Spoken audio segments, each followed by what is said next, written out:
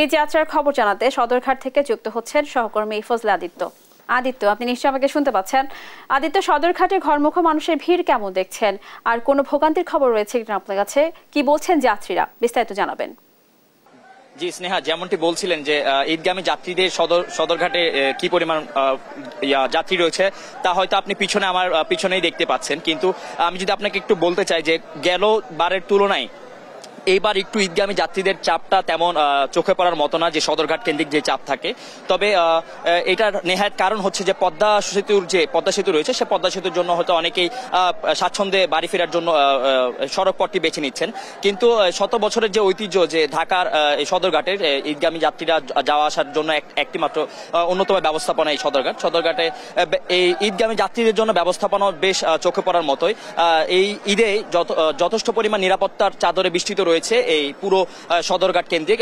ইতিমধ্যে আমাদের এই সদরঘাটের যে নিরাপত্তা ব্যবস্থাপনায় যে সংস্থাটি জড়িত রয়েছে তাদের সাথে আমাদের কথা হয়েছে, বিশেষ করে এই ট্রাফিক যে ব্যবস্থাপনা এবং যারা হচ্ছে যান্ত্রিক ব্যবস্থাপনা দেখে তাদের সাথেও কথা হয়েছে। তবে এখন পর্যন্ত সদরঘাটে বাহির থেকে 38টি মানে দক্ষিণাঞ্চল থেকে শুরু করে বিভিন্ন জায়গা থেকে শুরু করে 38টি লঞ্চ এখন পর্যন্ত সদরঘাটে এসেছে, এবং সদরঘাট থেকে ইতিমধ্যে প্রায় 32টি লঞ্চের মতো ছেড়ে দিয়েছে। তবে আর অল্প কিছুক্ষণের মধ্যে, অর্থাৎ মাগরিবের নামাজের পরবর্তী সময়ে কিন্তু ছেড়ে যাবে বেশ কিছু লঞ্চ, যা আজকের দিনে এখন পর্যন্ত প্রায় 75 থেকে 80টা পর্যন্ত লঞ্চ ছেড়ে যাবে বিভিন্ন দেশে বিভিন্ন প্রান্তে এই সদরঘাট থেকে। তবে যাত্রীদের সমাগম চোখে পড়ার মতোই বলা চলে। আপনারা দেখতে পারবেন যে পিছনে বেশ কিছু যাত্রীরা তাদের গন্তব্যস্থানে যাওয়ার জন্য তাদের নির্ধারিত